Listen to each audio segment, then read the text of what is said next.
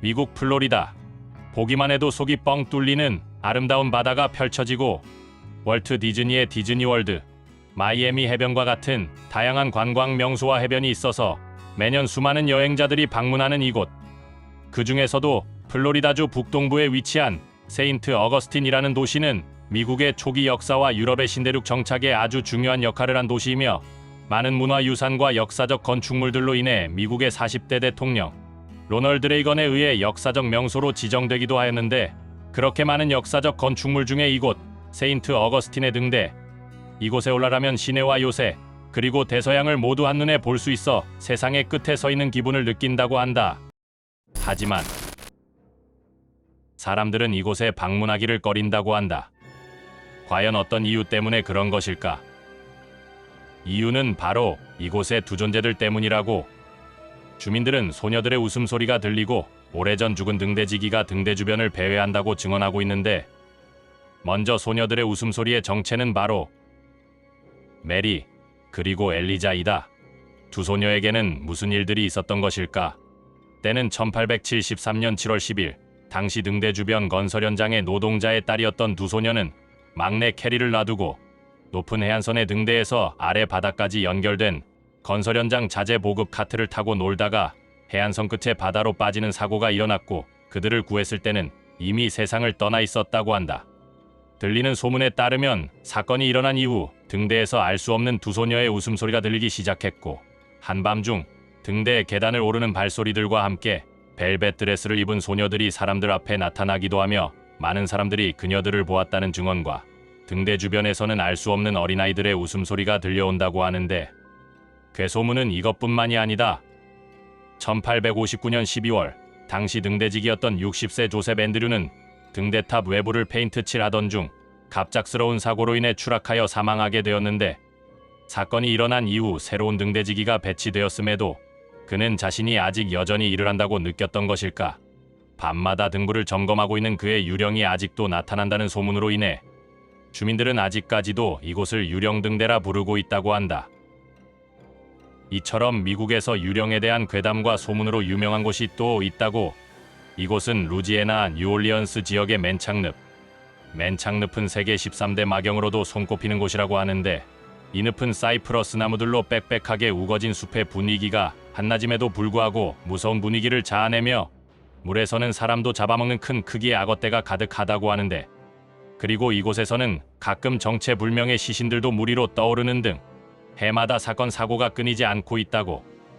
하지만 이곳이 13대 마경으로 손꼽힐 만큼 무서운 이유는 바로 줄리아 브라운이라는 여성의 저주 때문이라고 한다.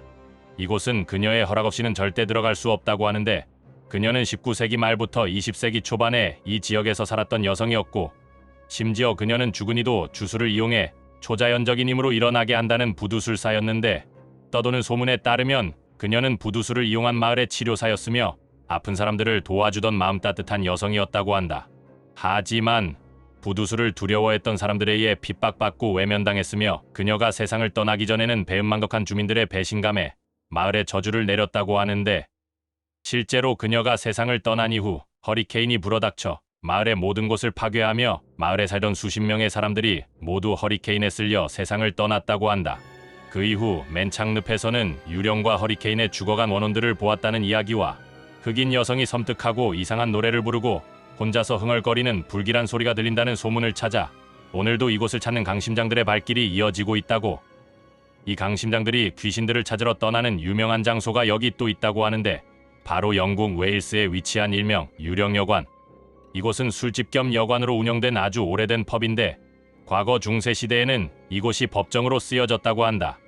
이 여관에서 가장 섬뜩한 장소 중 하나인 이 밧줄에서 재판을 받아 목숨을 잃은 사람들은 무려 182명. 과거 이렇게 많은 목숨을 가져간 장소이기 때문에 원혼들이 많이 출몰한다고 하는데, 여관 주인의 말에 따르면 17세기 실제 재판을 했던 판사인 조지 제프리스는 세상을 떠나고 나서도 이곳에 다시 나타나 여관의 상층을 배회하며 유죄 판결을 내릴 죄수들을 찾아다닌다고 하며, 이곳의 가장 유명한 악령인 양털도둑 존 크로더는 아직까지도 판결에 불만을 품고 사람들에게 화풀이를 한다고 전해진다. 그리고 여관 3번 방에서는 이곳에서 가장 유명한 유령 중 한 명인 페니 프라이스 유령이 밤마다 배회한다고 한다. 그녀는 18세기 이 여관에서 일했던 종업원이었으며 35세의 나이에 별세하여 지역 묘지에 묻혔지만 특히 3번 방을 유독 좋아했던 그녀는 종종 3번 방에서 나타난다고 하는데 특히 그녀가 나타날 때에는 그녀가 좋아했던 라벤더 향이 희미하게 난다고. 이뿐만이 아니다. 여관의 전 소유주가 이 여관을 팔려고 했을 때 전 소유주와 함께 부동산을 보러 온 사람들 앞에서 유리잔이 갑자기 깨져버리고 물건이 움직이는 등 설명할 수 없는 기이한 현상들도 일어났다고. 아직 여전히 집안에서는 물건들이 움직이고 여성이 드레스를 입고 돌아다니는 소리, 마당에서는 군인들의 수다 떠는 소리 등 기이한 현상이 끊임없이 목격되어 수많은 강심장을 가진 사람들이 방문하여 그 진실을 찾기 위해 도전한다고 한다. 이곳은 이탈리아 북동부 베네토의 중심 도시 베네치아. 구 도심 전체에 수로가 뚫려 배를 타고 다닌다 해서 물의 도시로 유명하며 현재도 구도심 내부에는 자동차 도로가 하나도 없다. 프랑스의 유명한 인상파 화가 모네는 그림으로 표현하기에는 이 도시는 너무나 아름답다라는 말을 남길 정도로 아름답고 역사적인 건축물과 넓게 펼쳐진 지중해가 한눈에 보이는 아름다운 도시이다. 하지만 이런 곳에도 사람의 출입이 허용되지 않는 무섭고 소름이 돋는 장소가 있다면 믿을 수 있을까?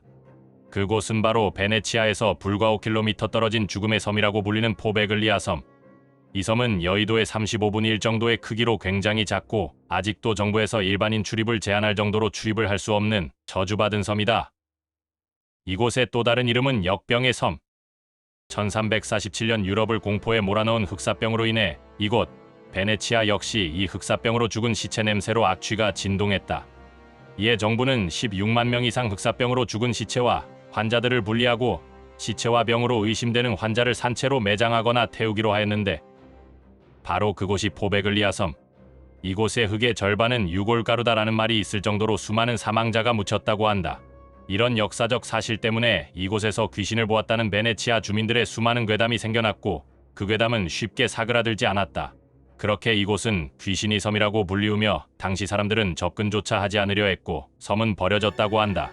하지만 긴 시간이 지나 1922년 발길이 끊어졌던 포베글리아 섬에 정신병원이 들어서며 다시 한번 사람들의 발길이 이어지나 했으나 시간이 지나며 기이한 일들이 일어나기 시작했다. 이곳에서 사람들이 계속해서 죽어나간다는 소문. 당시에는 정신질환으로 인해 강제 입소한 환자들도 있었다고 한다.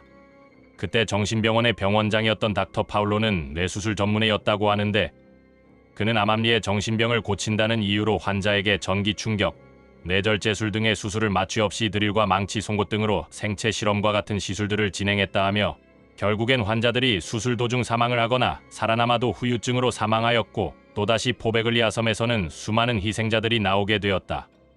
하지만 파울로 원장은 얼마 지나지 않아 종탑 주위에서 숨진 채 발견되었다고 한다. 들리는 이야기로는 병원의 사람들은 온몸이 불에 타고 썩은 모습의 환영이 쫓아오고 어디선가 비명을 지르거나 자신의 목을 조르는 기이한 환각과 환청 증상을 겪은 이야기들을 했고 살아남은 환자들의 증언으로 정체가 탄로난 파울로 원장의 실체가 밝혀지며 사람들은 원장이 자신에게 희생당한 환자들의 저주로 인해 시달리다가 스스로 극단적인 선택을 한 것이 아닐까 추측된다고. 이런 현상들과 사건 사고들로 인해 결국 정신병원은 1963년 폐업을 하게 되었다고 한다. 또다시 이곳은 사람들의 발길이 끊어졌지만 그 이후에도 포베글리아 섬과 관련된 이야기들이 끊임없이 들린다고 하는데 어느 날 이 섬을 구매하려던 한 가족이 이탈리아 정부에 포베글리아 섬의 구매와 소유권을 제시했고 정부에서는 이를 허락하고 그 가족은 이 섬을 구매하게 되었다고 하지만 그 가족은 이곳에 머무를 수가 없었는데 바로 이 가족에게도 똑같은 현상이 나타났기 때문이라고. 이 집의 막내딸이 환각과 환청에 시달리다 얼굴이 찢어지는 사고가 났기 때문. 막내딸의 말에 따르면 온몸이 썩은 사람들이 자신을 괴롭힌다고 하는데 결국 이 섬은 다시 아무도 찾지 않는 섬이 되어 또다시 사람들의 발길이 끊어졌다고 한다. 이후 포베글리아 섬은 아직까지도 사람이 살지 않고 정부에서도 출입을 제한한 섬으로 남아있다고 하는데 가끔 보트를 타고 섬을 둘러보는 경찰관들이 귀신을 목격하고 끔찍한 비명소리를 듣는다거나 이 섬을 지나는 어부들은 종탑에서 종이 해체되었음에도 종이 울리는 소리를 듣는다고 한다. 포베글리아 섬에서는 억울하게 죽은 언혼들과 흑사병으로 죽어간 언혼들이 자신의 평안한 휴식을 위해 방해받고 싶지 않아 산 사람의 출입을 허용하지 않는 것이 아닐까.